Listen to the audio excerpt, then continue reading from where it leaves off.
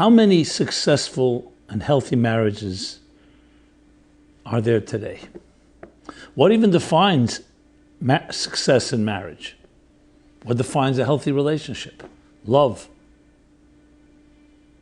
Is it means two people who get along with each other? Or is there something more than that?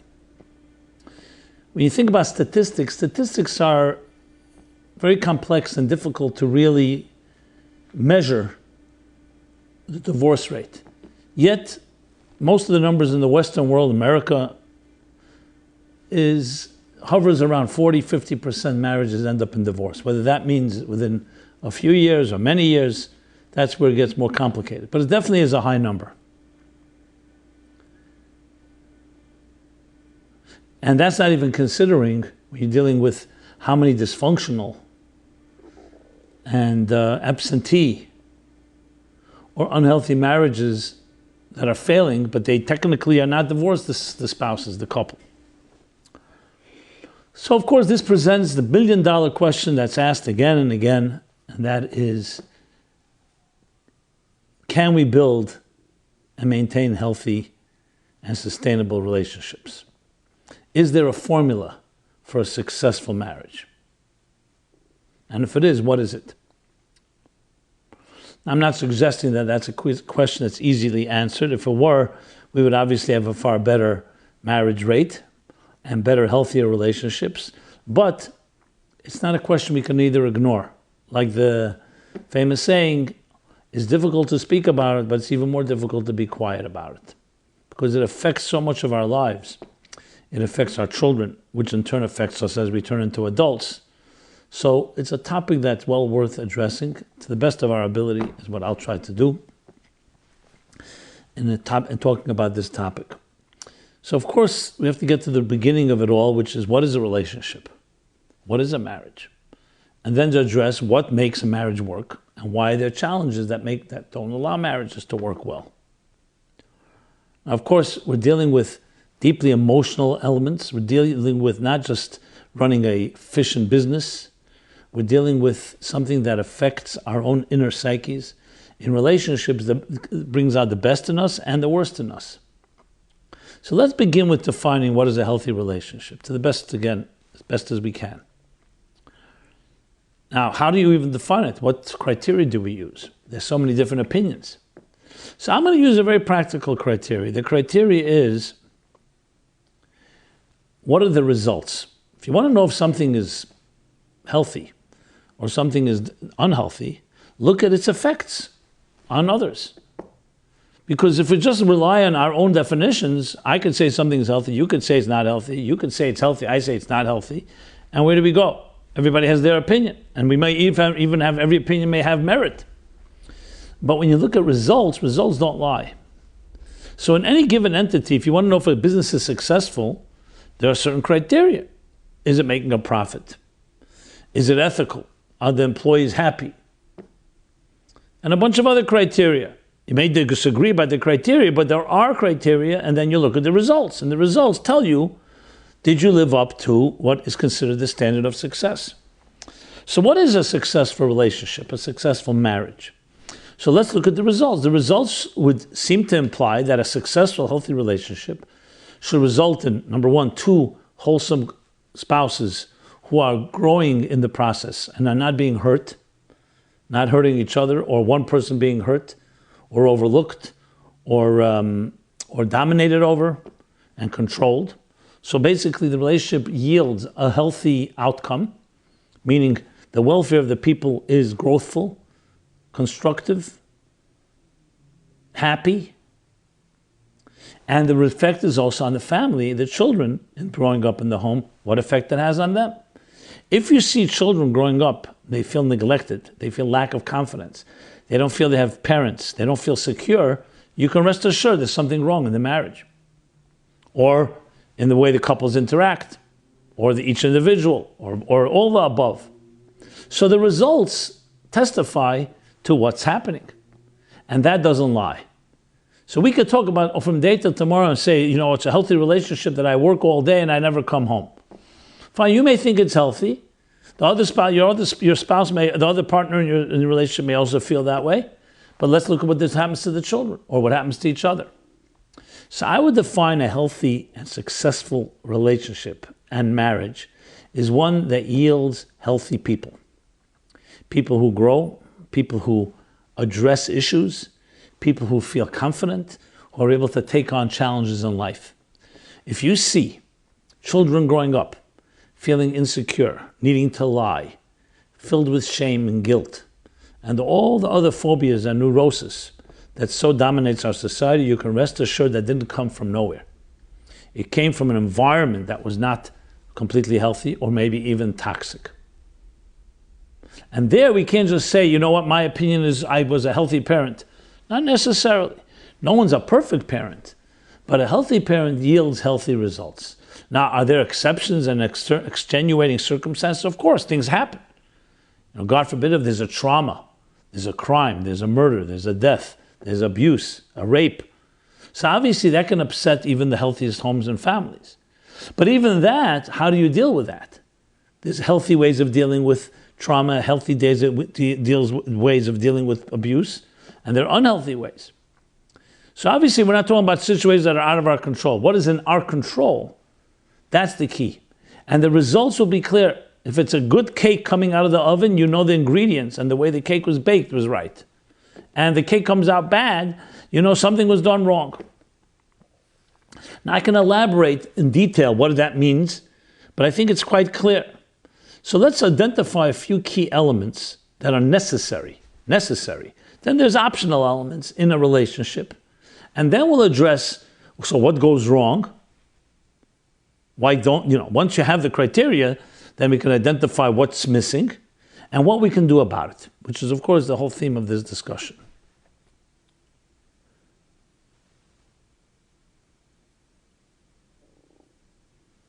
So number one, let's talk about the criteria. We talk about what is a healthy relationship, that there's a certain symbiotic relationship between two people. Each of them gives and takes. Doesn't have to be exactly equal, but there's a relationship. That's what relationship means. There's a relationship. Two people are relating to each other. And it is proportionate to each other. It's not one person is active and the other person is passive. There's a give and take from both directions. And that defines a healthy relationship, because what happens is both will grow from that. If one person is completely on the receiving end, the other person is on the giving end, then what you have then usually is some type of imbalance. So you're probably feeding the person who's passive is not developing their talents and skills and self-confidence, and the person who's aggressive is just feeding, is just reinforcing their own dominance. So the first thing is this type of symbiotic equality. The next thing is each one initiates. No one waits. It's not like, you do something loving, then I'll respond. No one stands on principle. People initiate on their own. Different times people initiate. There's no rule, but it's coming from both directions. The third thing is that love means caring for another person. Love is not selfish. It's not just about me, and my needs. And even if my needs are being met, that's when I give love. No, love is a nurturing, validating experience. When you're loved, the person who loves you is telling you, I care about you. I care about you in your entirety, not just a part of you. I validate you. I respect your life. I respect your dignity. And I even understand sometimes your weaknesses. And I honor your vulnerability. If two spouses, a couple, both spouses feel that way, you know that's going in the right direction. Because it's nurturing. And we know nurturing behavior creates nurturing results, both in the spouses and in the children. All that I've mentioned so far, the symbiotic, the initiating, the love, and the nurturing components, all can be tangibly measured. And I don't think you'll find many people who disagree that these are ingredients for a healthy relationship. Let's talk about a few other matters. since I talk about nurturing, let's talk about confidence and security. Security and confidence are critical components in a person being able to learn to spread their wings. Young children who are exploring and don't yet have any experience, they look to their parents for approval. They look for validation. Is the validation of the spirit that they have, and the parents who provide that give them that type of confidence. Yes, you're going in the right direction. Yes, I believe in you. I love you. I will support you. You may make a mistake. Let's move forward. What happens when that's lacking? Let's talk about the opposite. The opposite, unfortunately, is quite well known. Constantly being criticized, being put down, invalidated. Not, you did was worthless. Who do you think you are? Basically, parents projecting their own insecurities on their children. And what do they create? Again, the proof is in the pudding. Literally, they create insecure children who turn into insecure adults. So you know that is definitely not healthy. Since when can an insecure person really fully function? First of all, can't function on your own fully because you don't have the total confidence to do what you have to do and the courage. Second of all, it affects how you treat others because you usually put them down because to compensate for your own insecurities, terrified of being attacked or being criticized. So basically a dysfunctional climate regarding this whole area of validation and nurturing creates exactly that, toxic energy, which spills over to the next generation. So here are some of the components. By no means is this going to be an exhaustive, detailed workshop, which would really require more than one, but many, on every aspect. But these are fundamentals. These are fundamentals. And it all begins with how you are as an individual, how you look at yourself, which in turn spills over to how you look at your spouse, which in turn spills over to how you look at your family and your children. And for that matter, even to strangers and people on the outside. But where it's most acutely felt is in your own environment, in the home, where you're building the nest and the hearth, the nurturing environment that's meant to produce productive and healthy and functional and confident adults. So the self-esteem of the individual, which we often talk about as the malchus, the dignity, is so vital in a relationship. When there's that respect from one spouse to the other, that type of respect, as I mentioned, point number one, not one sees himself as superior to the other, one is narcissistic and the other is passive-aggressive or enabling, etc., or codependent, then you're creating the ingredients and the breeding ground, essentially all the ingredients necessary for a healthy life. So once we've defined to some extent what a relationship is meant to be like, and a healthy relationship, a successful relationship, then we can move to the next level and say, okay, so what's going on? Where are we failing? To just say marriages aren't working is really almost useless, because that's just saying the machine isn't working. But what's not making it work? So before we talk about what's not, that it's not working, before we define what's not working, before we can dissect what's not working, we have to dissect what is not making it work. Because then you can repair it. Just to say that, oh, you know what, we live in a time where people are just very flippant and they marry, and if they find someone better, they just leave. What that's saying is not that marriage is not sacred and that we're not respecting it, that we don't even know what it is and we don't know what it takes. So you think, if something's not working out, you just move on. That's why it's so vital to identify the ingredients, to identify the criteria that I've been talking about. So now let's explore that. If there's going to be a breakdown in any of the ingredients that I mentioned, you can rest assured that the marriage is going to be in crisis. Now, what we do with that crisis is another question, which we'll talk about as well. We can live with it and just very high tolerance for pain and dysfunctionality, basically a broken marriage that you just live with. Or you can go to war and just never really resolve things because people are just at each other's throats. Or there can be divorce. But of course, the goal we want to do is repair, not to get stuck in any of those options, to repair. So let's look at some of them. Let's start with the first one, which is the reciprocity of a balanced relationship. Two people care about each other. And I have to tell you that, of course, goes directly connected to the other criteria of security and confidence and so on. So when it's there, a relationship will thrive. You know why? Because it's not just between the two couple. it spills over into their personal lives when there's that respect and when there's reciprocity. So then each one also supports what the other one does in their personal life, private lives, their work, their hobbies. So even if something I don't like, I'll respect and support my spouse because there is that type of love and care. And vice versa. The spouse will support the other. The spouse will support her or his spouse in the same way. So it's growthful in the sense that it spills over to everything we do. It's not just when the couple are sitting and having coffee or dinner or being intimate with each other or traveling together or going to a show. It spills over that even as they go off into each other's respective individual lives, work, friends, and so on, they know that they have a partner that supports their other activities. So what does that add? That adds a holistic element. That a relationship is not just when the two people are technically relating to each other. A relationship is 24/7, even when they're not in proximity of one another, even when they're traveling, even when they're at work, and when they're not even in each other's space. Because in general, what you're doing is you've built the confidence of each other, and therefore it affects all aspects of their lives. What happens when that's not there? What's not there, then their work or interests or hobbies are being undermined by the other, being criticized.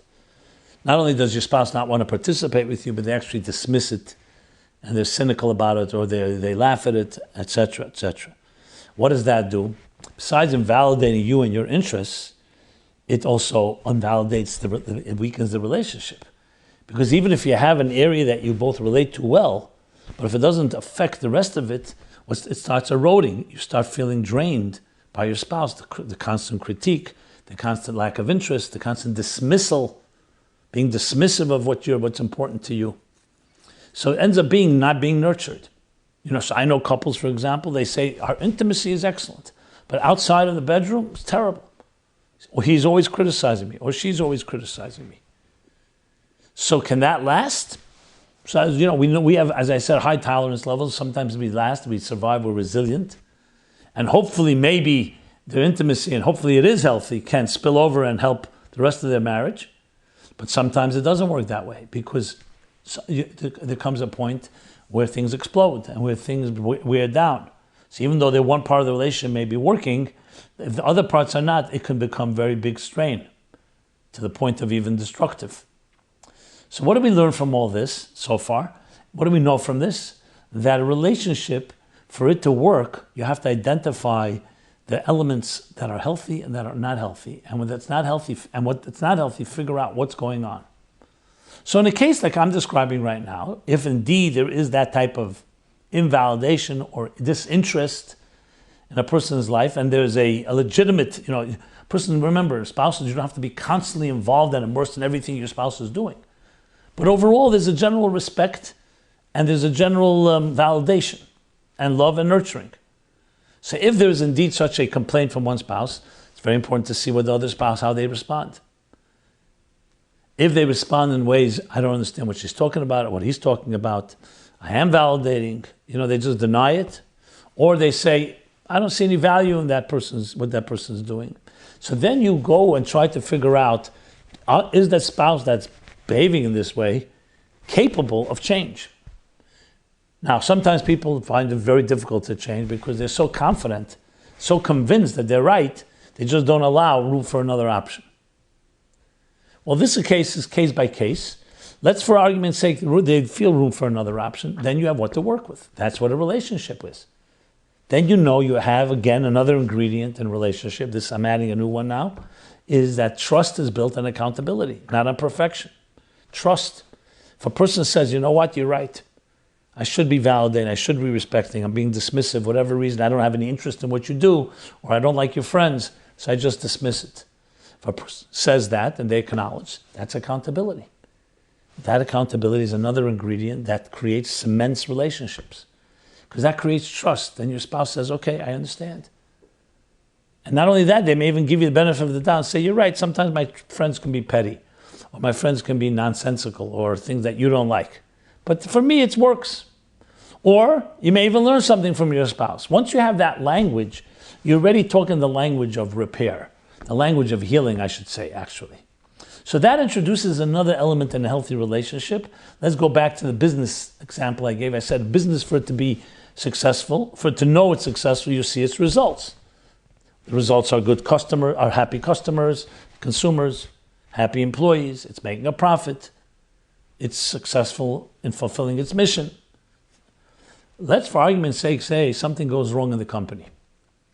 There's a loss in a quarter. Some employees are disgruntled. Customers are not happy. Whatever it is. What happens next?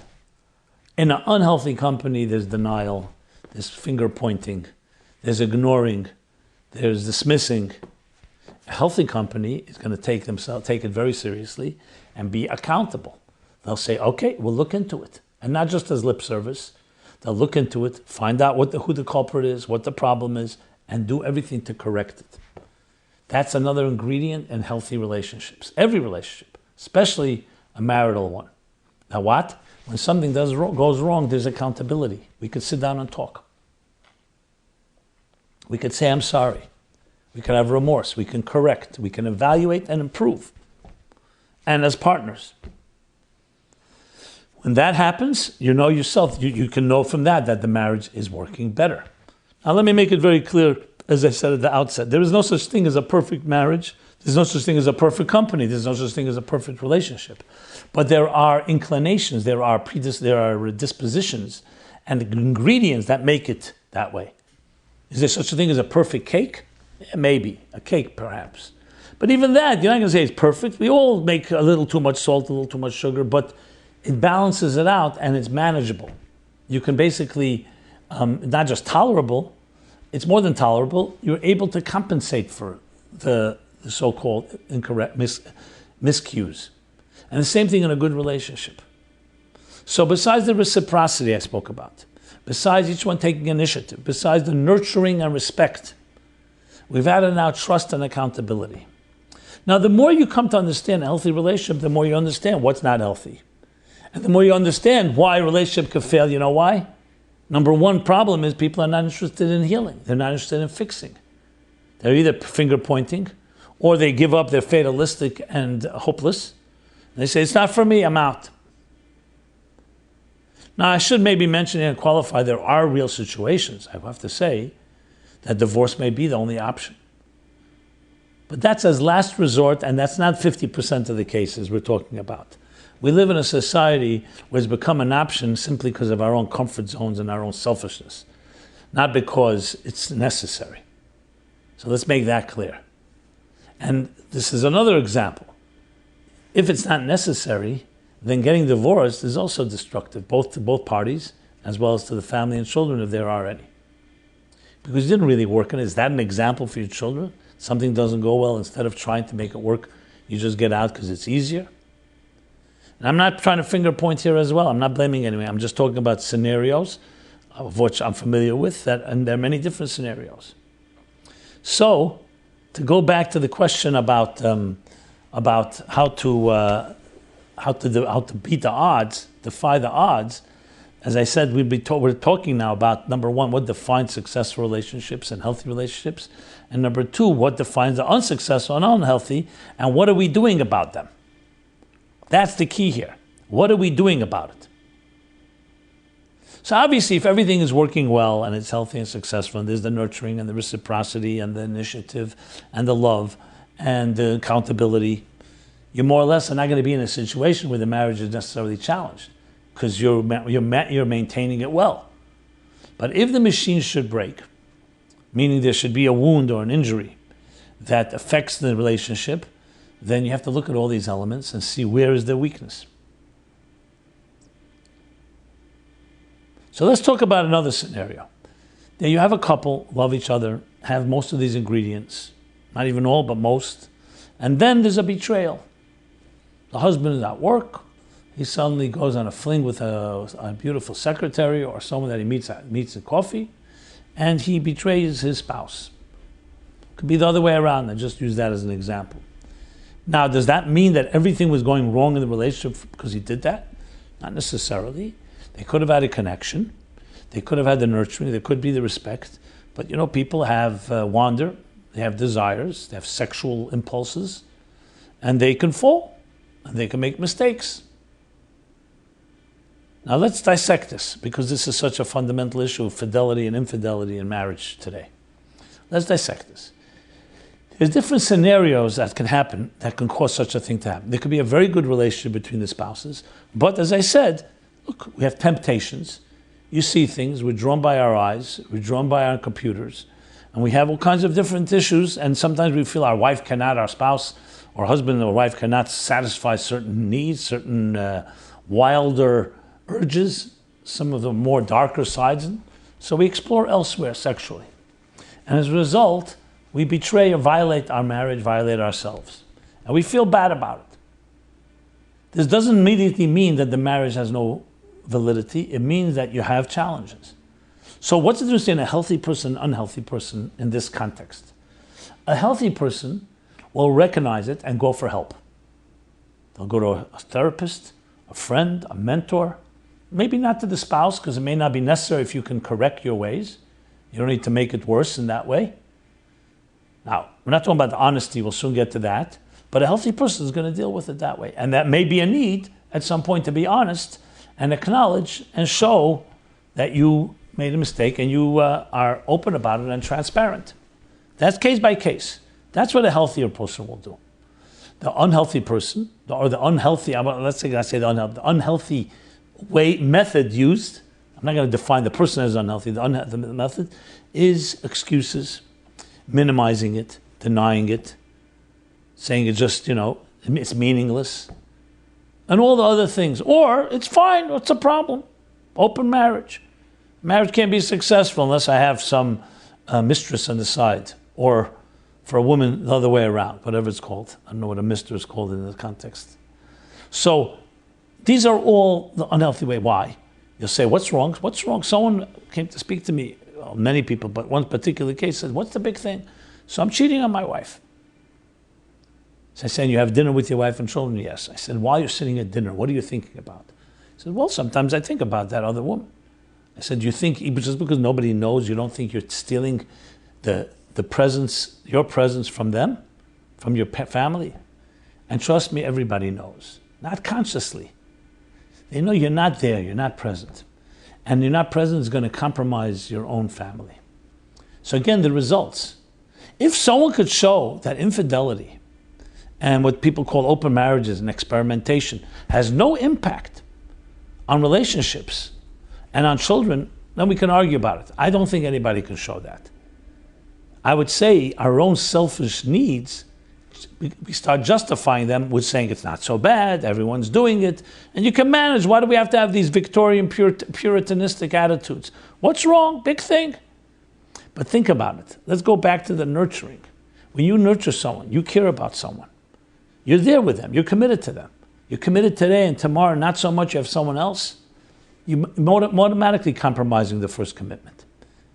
And I asked the question to that person, I said, what happens if your spouse did it to you? I wouldn't be able to deal with it. But maybe women are different. But let's be honest, what's driving this argument? Not you're looking for the healthy approach, the right approach. You're looking to be good, comfortable. You're looking to take care of yourself. Now, sometimes doing that doesn't have such damaging effects, and sometimes it does. A healthy person is going to look at this in the face and not try to ignore or deny it. They may say, I have big temptation, I have big challenges, but they're not going to just minimize it. The unhealthy person will allow it to fester, and what do you think will happen? The marriage will deteriorate because you find your kicks, you find your highs elsewhere. And at some point you'll say, what do I need to go home for? I could have my wife and children, and I could be divorced, and I go with my other girlfriend or boyfriend. I'm sorry for being so blunt, but this is part of the realities. What's happening here? Your own blind spots, your own fantasies are taking over your life instead of your responsibilities and what's healthy. So we can do things that are very unhealthy, very self-destructive. So the first step is, are you accountable and you're going to do something about it? You're going to talk to someone about it. If not, I have to say, can you get away with it? I've seen people get away with it. I've seen marriages last, even with the knowledge, even with the conscious knowledge and acknowledgement that there was an infidelity. And people say, you know what, the known evil is better than the unknown evil. I'll live with him, he supports me, I like him, he's a good person. But what happens is you've violated and undermined the fundamental dignity of the relationship, the fundamental sanctity, the fundamental commitment. You're not there entirely. Now, most people will say, it's not. When it comes to children, most people will acknowledge, yeah, if you're going to say, I'm going to be with my children 2 days a week, but the other 3 days a week or the other 5 days a week, I have other children elsewhere, or have other allegiances, you think it's not going to have an impact on your children? You think it's just you can just compartmentalize and say, I'm with them all, I'll give them quality time, I'll take them all day to the park. But tomorrow I can do whatever I want. It doesn't work that way. Commitment means you're there. Doesn't mean you're there 24/7, but they know you're there. They know that you're emotionally there, psychologically there, spiritually there, financially there. There's security. Look at children who experience upheaval, taken away from one home, moved to another home, moved countries. It's very unnerving. The displacement displaces their spirit. They don't feel the confidence. They want to know, this is the bed I sleep in, this is the school I go to, this is the route I take, this is the father and mother waiting for me at home with open arms, this is what happens on weekends, and so on. The consistency is what creates the security, and the security is what creates trust, and trust is what creates confidence. Confidence is what creates a loving, nurturing environment. And there's no two ways around that. Are we resilient enough that we can compensate if there's a divorce or there's a death? Obviously, human beings have done that. But initially, why not give your children and your home and your spouse the best? So that's an overall, I would say, an overview of some of the key elements in healthy relationships and what is required to beat the odds, defy the odds. And that is looking at what those ingredients are and looking how you address those ingredients. Do you provide them? Do you help introduce them? What do you do when it's not working? So let's talk about a few other now scenarios. Another scenario is where people start saying we're growing apart. Our interests are not the same.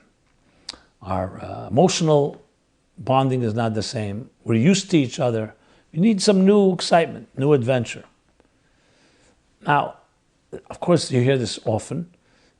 I always wonder when I hear those lines, is there anything else going on?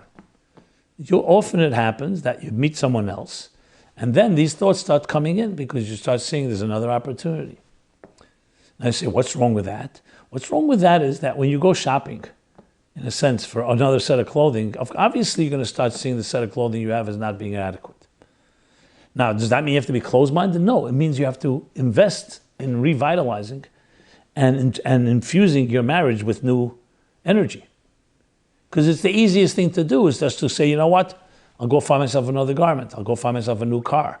I'll go travel and move to a new home. It takes work to work on a relationship. And that's yet another ingredient. Now, when there's love and care, we want to work on it because there's constant new mysteries and new things to discover in the relationship. So here we get to the area of superficiality. We like the superficial. We like new stimulation. That's easy. Why should I do something that I'm used to? I could always find some new high, a new drug, a new food, a new cigar, so to speak, a new form of entertainment.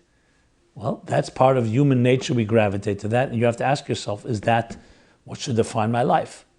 Well, we live in a life of leisure and a life of options where everything is available all the time. So obviously we are tempted and tested all the time on this direction. So this gets down to who you really are. What defines you? Now, I've heard this from many people saying, you know what? I have no problem just seeing myself as a fun-loving guy, fun-loving gal. I just like fun.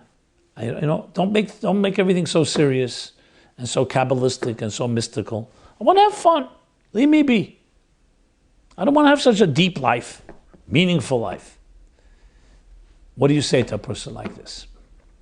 Well, if they live up to what they're saying and they indeed do not have the commitment necessary, you can cry to yourself and say they're undermining their own happiness.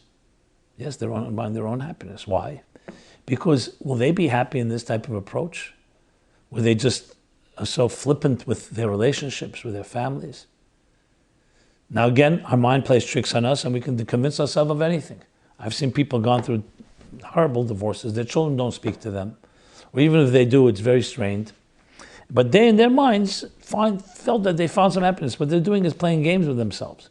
So I will say, from my approach, I'm not here to make anybody's life miserable. I'm not looking to disturb anybody's reverie and illusions. No, many people live calmly because they're living an illusion. It bothers me, but it's my job to go wake them up. So my view on the matter is that as a friend, you try to send messages, hints, different, and see if there's an opening.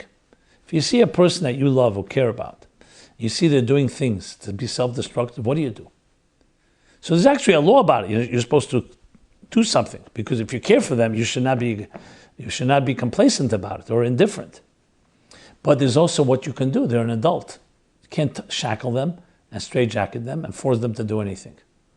So you do your best in sending them the message, letting them know that you're there to talk about it, to help.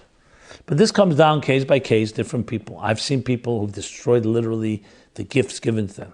Beautiful spouses, beautiful family, and destroyed it because they made some money and they got themselves cocky and sense of entitlement, and suddenly got into drugs and into other people and women and the whole stuff, gambling and riding high. This is what the Talmud calls that a person does not sin unless there's a moment of insanity. They become somewhat insane. And I don't mean legally insane, I mean there's a blindness. They don't see the reality. They don't see the big picture. And they can literally destroy the thing that they love most. What do you do? So this is not really the topic of our discussion, what do you do? But I needed to mention it because it's part of the discussion, of course, because this affects and destroys many marriages. So I go back. If it's a scenario where a person simply don't want to talk to, they're so denial, or they so have gone off the deep end, emotionally, psychologically, then you have to choose your battles. Let's take it back to not such an extreme, where a person is a basic fundamental kindness or goodness, but they've strayed, they've made their mistakes. So the goal you want really is accountability, them to begin to at least acknowledge. The cure of any problem is half awareness is half the cure of any problem. No awareness, then you say there's no problem. There's no problem, there's no problem.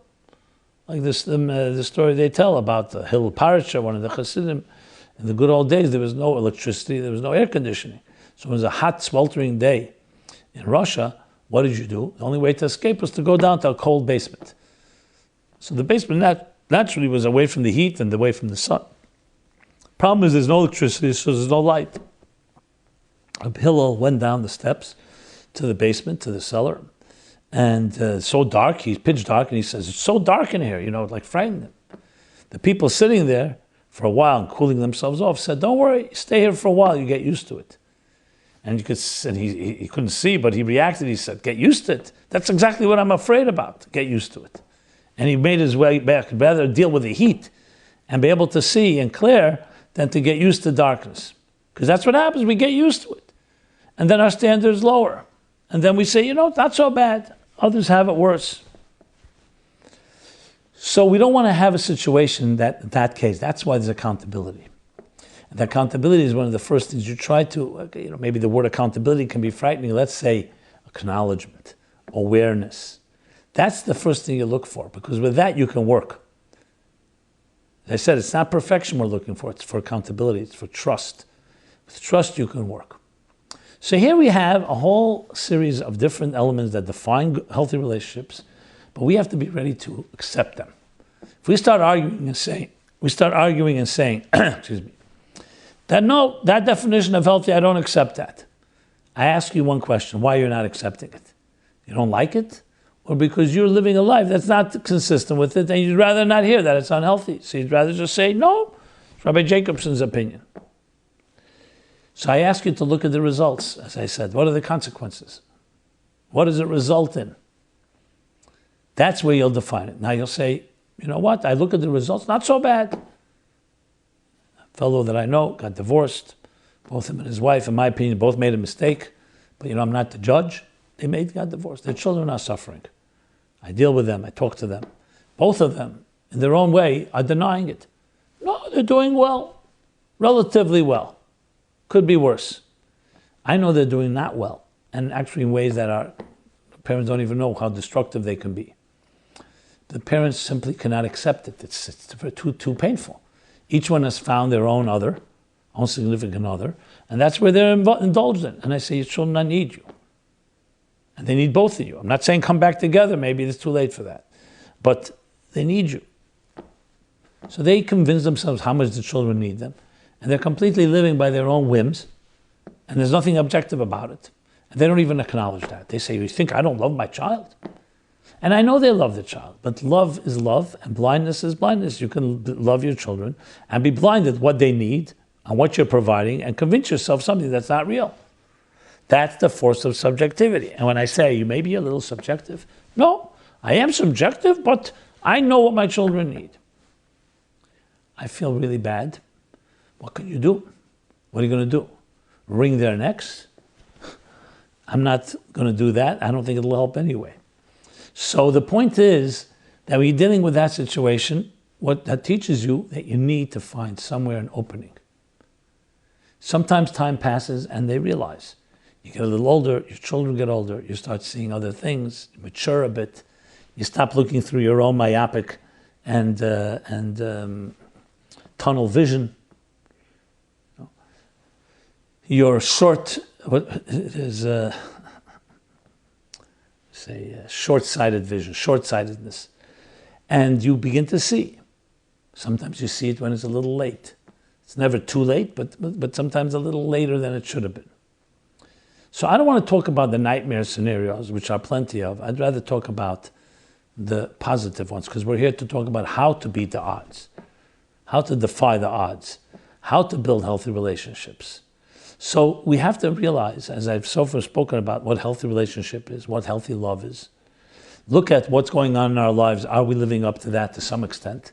Are you accountable? Can you go to an objective person and get a good report card and assessment and evaluation of your own state of relationships and love and nurturing and marriage and so on? So that's good signs if the answer to all that is yes. I mean, all that meaning that yes, you have your different shortcomings, we all have, but you're able to look at it. But then let's talk about one more thing, our demons, the darker voices inside of us. So here, I mentioned, of course, more than mentioned, I said, there's the blind spots. There's the self-interest. There's the narcissism. There's the sexual fantasies and desires. There's all other distractions that keep us busy. It could be money, it could be power. It could be all the other things that are seductive forces that keep us trapped from seeing ourselves and undermining even the things that are healthy and could be potentially successful in our lives. So looking at our demons. Now, it's not an easy thing to do. It's not easy at all, because it's one thing looking at your positives, okay, but looking at a demon is almost a contradiction in terms. It's like looking at your fears. By definition, a fear doesn't let you look at it. And your demons are going to masquerade and camouflage themselves and never let you see them, because that's exactly what the power of a true demon is. Here again, there's no real other choice but to talk to another party. It's very hard to see your own demons. There's an expression, Kol negoya odam reya. A person sees all blemishes except his own. We don't see them.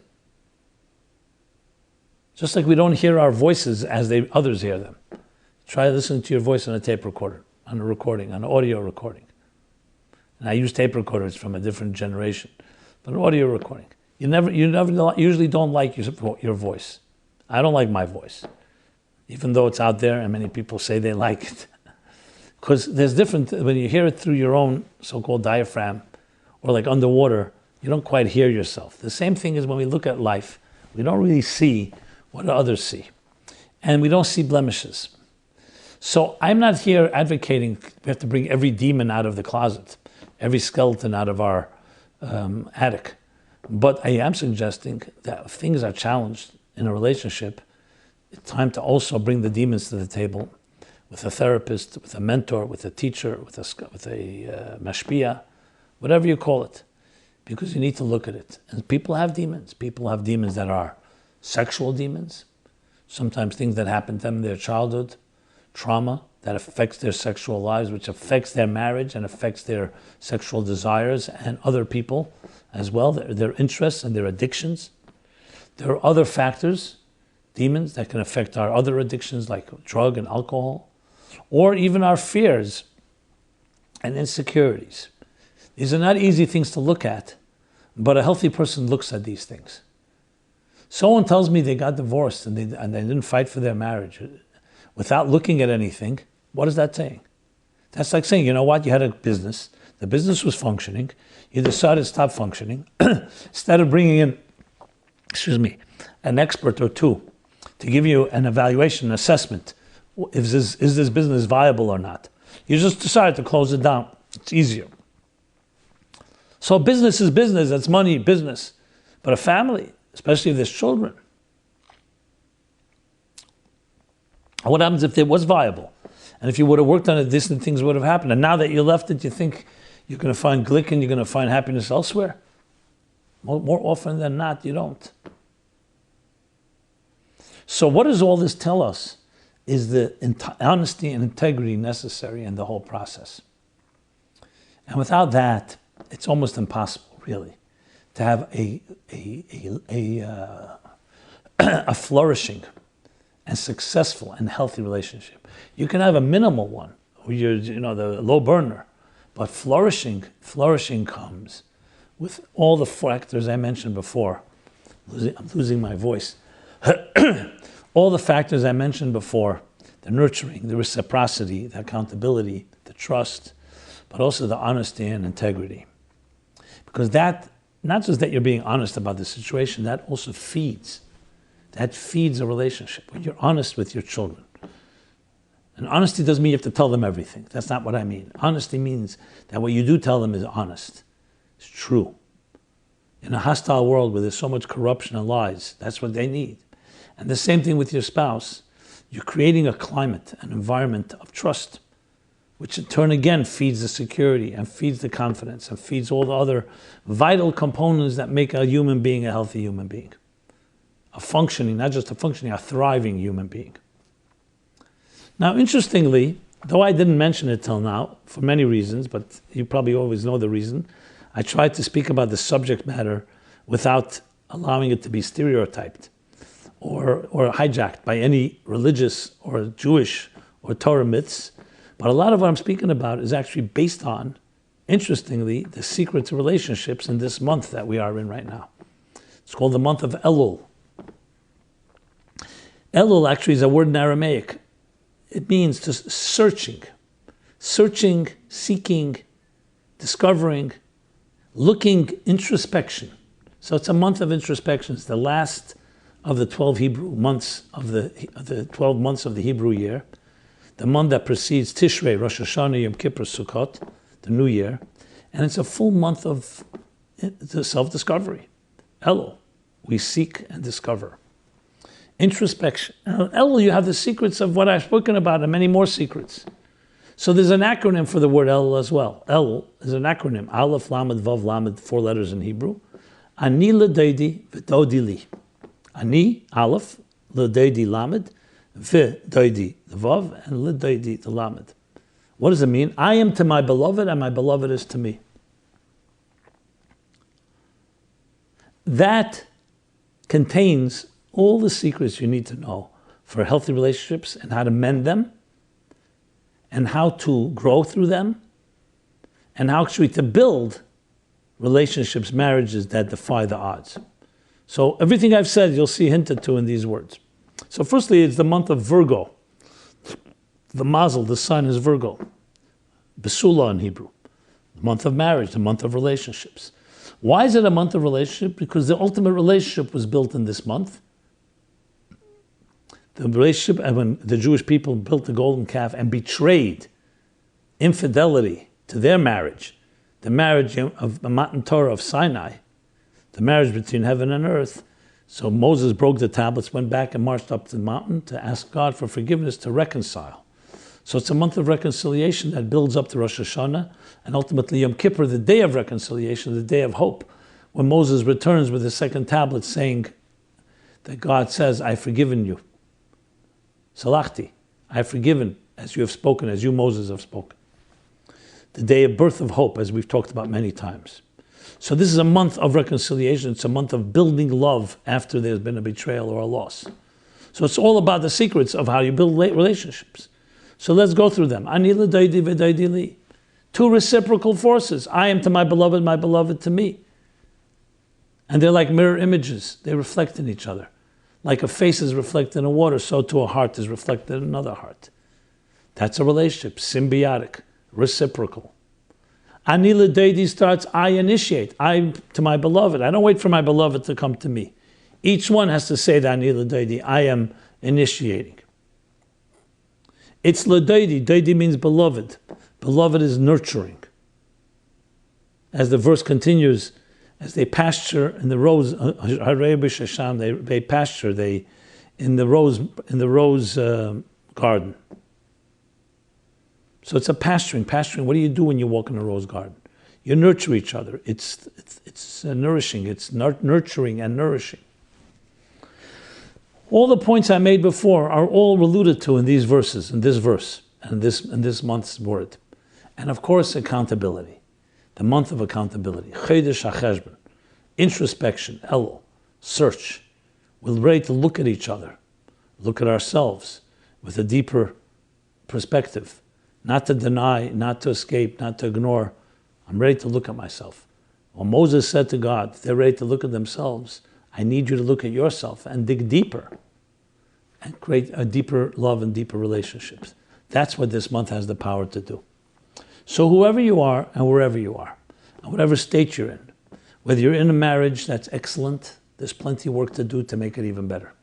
Because nothing just works automatically. You need to maintain it and you need to continuously make it grow. If you're in a marriage relationship that's not working so well, so think of the ingredients. Think what's not working. Are we accountable? Is each of us accountable? Are we just blaming the other? Take yourself out of the way. Bring a little humility into the picture. If you're not in a relationship yet and you're looking for one, here are the ingredients. Here are the methods. Here are the formulas that we need. If you've found your soulmate but you're not sure, so use these criteria, use the litmus test that I've been talking about, which is to look at what are the consequences. If you're not sure if it's a healthy relationship, look at what effect it has, what impact it has, what on you, on the other person. And remember, if you're in a family with children, the children are the best barometer. Look at their welfare, see how happy they are, see how secure they feel, see how confident they are, see how comfortable they are. And look, don't be afraid to see something and may reflect on you or your spouse in a negative way. That will be a wake-up call, a lesson. Keep your priorities in place. Focus. Don't lose sight. Because there's nothing that you will leave in this world greater and more permanent and more impact than the legacy of your relationships, of your family, of your children. That will forever remain, because those children are going to grow up and build their families, and their families will bring the next generation in. Nothing has that impact. Not your business, not your money, not your intelligence, not your wisdom. It's the relationships and the result and the fruit of your relationships that are perpetual and live on. So take that to heart. We live in a world where we're so distracted by so many short-term gains. Temporary life. And we forget about permanent life. We forget about the permanent things that are forever and live on for forever and into eternity. And here's a month that we have, 2 months, 60 days. As if you're familiar with my book, 60 Days, a journey, a spiritual guide to the high holidays. It's the entire story of love, betrayal, and reconciliation. Greater than the initial love. So you can get the book. We just actually got a new print came in today, a new edition. We could also get the daily emails. And now we started a new series called the 60-Day Journey, an daily 1-2-minute audio series, the 60-Day Journey to Hope, Renewal, and Joy. You can sign up for that on WhatsApp or on some of the platforms, the podcast platforms. Just email us and there's a phone number that you can subscribe to. These are the services we're providing, and may you have a glorious journey, a journey toward love, a journey toward reconciliation, a journey toward finding even deeper love after it's been perhaps injured or betrayed or wounded, and find a deeper love that is eternal and forever and ever. Everyone should have a very blessed week, a blessed month, a blessed new year, and we're here every Wednesday at 8:30 p.m. And please send in your questions, your comments, share with others. We're here for you, and we hope we can have a reciprocal relationship as well. Anila Doidi, I am to my beloved and my beloved to me. The dignity of our mutual reciprocal journey and life, the journey in life that we all share and we all complement each other. Thank you so much and be well.